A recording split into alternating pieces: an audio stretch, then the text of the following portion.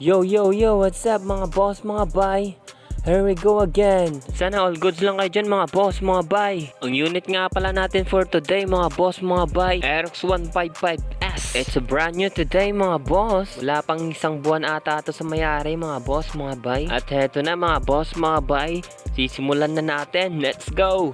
At heto na naman tayo sa mga baklasan mga boss, mga bay, para malinisan natin yung mga loob na ito. At sobrang linis pa nito mga boss, mga bay. Pero mas maganda naka-ceramic coating na agad. At syempre gusto ng owner mga boss na mas-ceramic agad yung motor niya. Tsaka depende sa mga owner mga boss no kung magpapa-shoutout ba o hindi mga boss no. Pero gusto ng owner nito mga boss. Shoutout nga pala siya Boss Aldrin. At nasa 4 minutes lang yung video natin mga boss, mga bay. Sana matapos nyo to mga boss. Sa side nga pala yung glossy nito mga boss, mga bay no.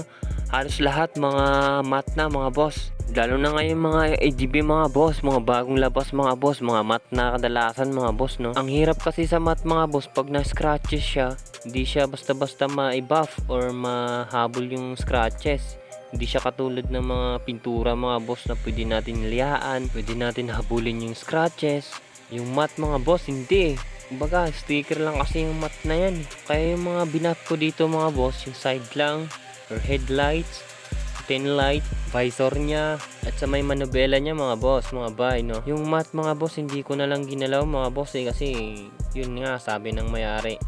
At nagpaalam naman ako mga boss kasi baka kasi ayaw niya ng sobrang glossy. Kaya yun lang ginawa natin mga boss at sabay prep na tayo hanggang sa matapos tayo mag-prep. Tanggal alikabok, pang mga compound para mga residue na mga compound mga boss mawawala. At doon na. Eto na mga boss, magsiceramic coating na ako. At nasa 3 layers pa rin tayo mga boss, mga bay no. With helmet yan mga boss. Kaso yung helmet ni boss matte pa din eh. Kaya yun lang, pinahiran ko lang ng ceramic coating mga boss. At saka andyan naman yung owner mga boss, nanonood sa atin. Nasa likod ko lang mga boss, mga bay no? Pinakita ko sa kanya, pina-explain ko sa kanya. At syempre mga boss, mga bay, binigyan ko din si owner ng tips para makabili ng mga maintenance nito sa ceramic coating niya mga boss, mga bay no? At sa lahat ng ginawa ko mga boss, binigyan ko ng mga dapat bilhin mga boss para laging maintain yung motor nyo or sasakyan nyo para still shine pa din mga boss. Kasi hindi porket naka-ceramic ka na mga boss or ano pa yan, eh hindi na pwedeng wala ng maintenance. Diba? Yung iba nga dyan mga boss, nagpapagawa ng ilong, may maintenance nga din eh.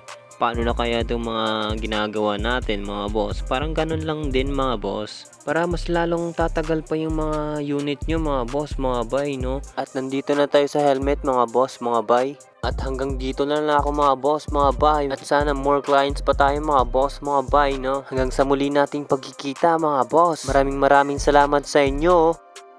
Sheesh!